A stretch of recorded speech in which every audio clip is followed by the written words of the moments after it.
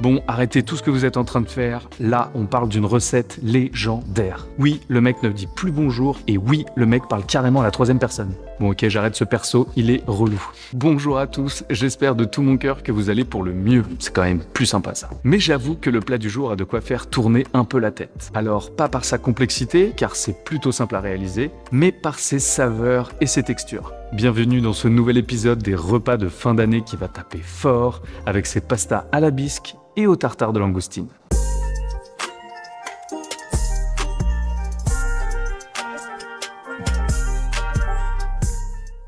Et oui, nous sommes déjà bien engagés dans cette série de plats d'exception. Joues de bœuf confite, poulet au vin jaune et morille, Saint-Jacques au beurre blanc, gravlax et mousse de beurre maison, et la fameuse île flottante. Vous pourrez retrouver tous les épisodes juste ici, en fiche info, et n'hésitez pas à vous abonner pour ne pas louper ceux qui ne sont pas encore sortis. Revenons donc au sujet du jour, nos pâtes. Alors je sais ce que vous allez me dire. Des pâtes pour un repas de fête, t'es sûr? C'est pas un peu... Eh bien non, les pastas pour les grandes occasions, c'est pas un peu... C'est beaucoup trop sous-coté. Et oui, car ici, on ne fait pas des coquillettes au ketchup. On va travailler un très beau produit, la langoustine, de la tête à la queue, en réalisant un magnifique tartare avec la chair et une bisque de l'espace avec les carcasses. Et c'est cette bisque qui va faire toute la différence. Ce velouté de langoustine va devenir notre sauce que l'on va lier afin d'enrober parfaitement nos spaghettis. C'est très simple à réaliser. Nous aurons seulement besoin d'un peu de temps et de quelques techniques pour sublimer ça. Pour le tartare, le produit se suffit quasiment à lui-même. Un assaisonnement cool mais simple pour beaucoup de fraîcheur et de reviens-y. Et pour la cuisson des pâtes, on va se mettre au taquet pour aller un peu plus loin que juste balancer la casserole dans la passoire au-dessus de l'évier. Bon oui, désolé, je me suis un peu enflammé, mais les pâtes, c'est ma passion. C'est d'ailleurs le chapitre le plus important dans mes 2 livres de recettes. Ah, vous l'avez pas vu venir ce petit instant autopromo, hein. Nous venons en effet de sortir le 2e volet du manuel du cuisinier amateur, 150 nouvelles recettes et techniques pour aller plus loin en cuisine. Il est disponible partout. Et si vous voulez en savoir plus, je vous mets tous les liens dans la description. Bon allez, apprêtez-vous à vous lécher les babines, ça part sur des pâtes aux langoustines. Je vous propose de commencer par ces magnifiques langoustines. J'ai testé cette recette cet été. J'ai vu Notorious Foodie la faire il y a pas longtemps avec des crevettes rouges. Incroyable, je me devais de la partager. On commence donc d'abord par retirer la tête des langoustines et on va ensuite retirer la carapace. Essayez d'être le plus minutieux possible pour ne pas abîmer la chair. On la fait donc craquer entre ses doigts comme ceci et on l'ouvre en faisant attention. Pas que à la langoustine, faites attention à vos mains aussi, ça pique un peu. Et lorsque la carapace est bien ouverte, on peut retirer la chair tranquillement. Regardez-moi ça, c'est pas magnifique? On répète l'opération avec toutes nos langoustines. Et point important, on ne jette pas les carapaces ni les têtes d'ailleurs, on va en avoir besoin pour notre bisque. Eh bien, en parlant de bisque, ça va être l'heure de se lancer sur celle-ci. Vous commencez à connaître la chanson, on va faire d'abord toute la mise en place, c'est-à-dire la préparation de tous les ingrédients en amont de la cuisson.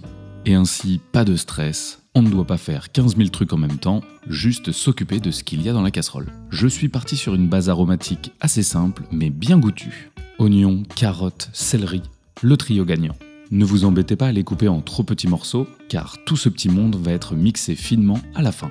Des morceaux de taille moyenne pour une cuisson homogène et plus de facilité pour mélanger, ce sera parfait. Comme on est des petits fous, je vais ajouter un peu d'ail. J'ai pris ici 2 gousses de taille moyenne. On les écrase avec le plat de la lame d'un couteau. Ce sera ainsi beaucoup plus facile de retirer la peau. Et hop, avec ces petits poteaux. Pour ajouter un petit peu plus de profondeur à notre bisque, je prépare des zestes de citron jaune.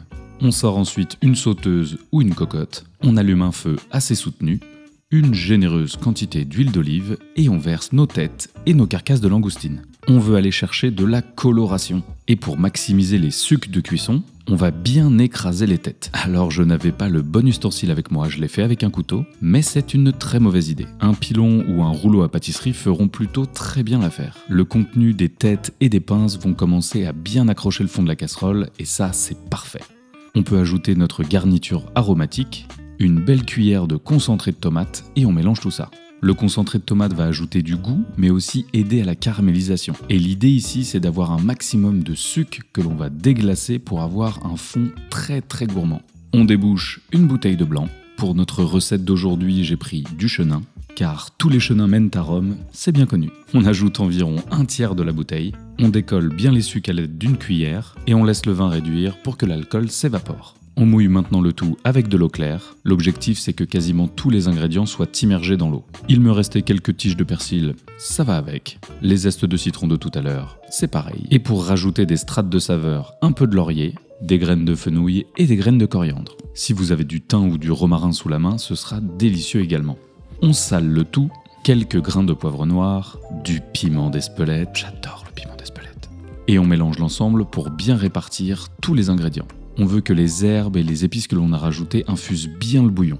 À la première ébullition, on baisse le feu pour avoir un joli frémissement, et c'est parti pour au moins 1 heure de cuisson.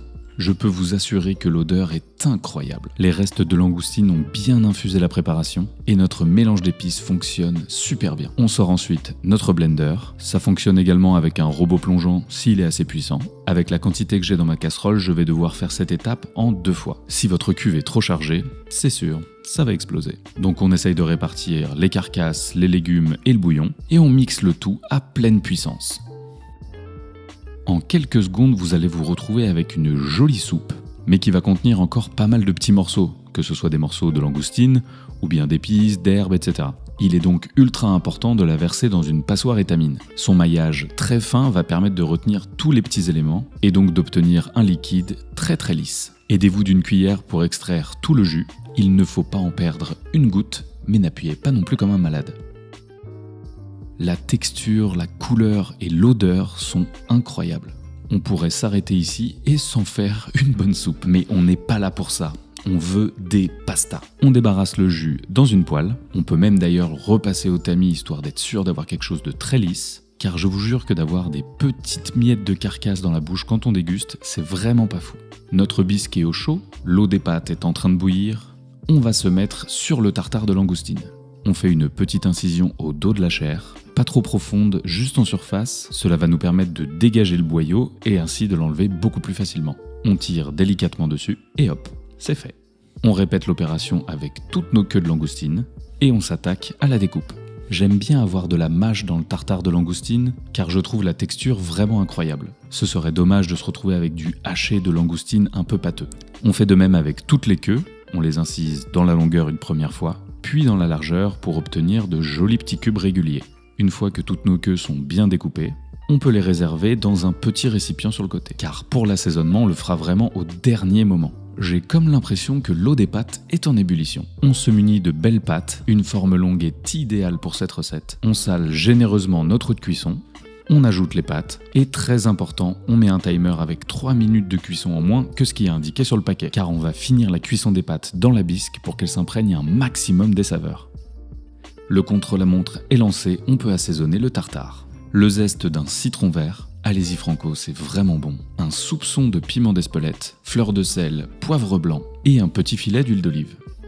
Comme vous pouvez le voir, c'est un assaisonnement assez simple, mais qui va permettre de ne pas masquer le goût de la langoustine. On finit avec quelques gouttes de jus de citron vert et on mélange vigoureusement tout ça. On réserve au frais jusqu'au dressage final et c'est l'heure de transférer nos pâtes dans notre bouillon de langoustine. Elles vont finir leur cuisson à l'intérieur et donc absorber tout le goût, mais aussi relâcher de l'amidon, ce qui va lier la sauce de nos pâtes. Regardez-moi ce petit bouillon là. N'ayez pas peur, soyez généreux, on veut quand même qu'il y ait du liquide pour cuire les pâtes. On laisse réduire pendant la fin de cuisson et lorsque le temps est écoulé, on ajoute du beurre froid. On incorpore le beurre en mélangeant les pâtes à l'aide d'une pince ou avec des jolis petits coups de poignet. Cela va permettre d'incorporer de l'air et d'avoir une sauce bien lisse et brillante. Pour le dressage final, on se munit d'une grande louche et d'une pince. On fait tourner nos pâtes à l'intérieur de la louche et en seulement quelques petits tours, vous avez un joli petit nid douillet de pâte bien chaude. On la dépose dans une assiette, je vous conseille de la passer au four quelques minutes pour qu'elle soit bien chaude également. On ajoute un déluge de sauce, n'hésitez pas à ajouter un peu d'eau de cuisson dans la casserole si vous n'en avez pas assez. Et on dépose une généreuse cuillère de tartare de langoustine, un petit filet d'une bonne huile d'olive, un peu de fleur de sel. Et détail très important, on mange le tout bien chaud. Sinon les pâtes vont être froides et la sauce va figer, ce sera vraiment pas dingue. Les pâtes sont merveilleusement enrobées de cette sauce couleur corail et le mélange chaud-froid, c'est merveilleux. Je pourrais faire cette recette toutes les semaines. C'est super excitant de bosser sur une recette qui va autant à l'essentiel. Ça permet de se focaliser sur des produits, des techniques, et c'est pour ça que j'adore la cuisine. Passer du temps et essayer, optimiser des bases pour élever au rang de grands plats des recettes mal considérées comme les pâtes. C'est d'ailleurs ce que j'essaye de faire dans toutes mes recettes, donc n'hésitez pas à vous abonner pour ne pas louper les prochaines. On arrive avec du très costaud pour les mois à venir. Je vous demande un petit coup de main qui ne vous nécessitera qu'un petit coup de pouce. Explosez-moi ce bouton j'aime et partagez cette vidéo tout autour de vous. Ça nous donne beaucoup de force et nous motive pour revenir toujours plus fort avec des contenus toujours plus fous. Je vous dis à très vite pour de nouvelles aventures. C'était Hugo, vous êtes toujours sur Woogies. Bon appétit, ciao.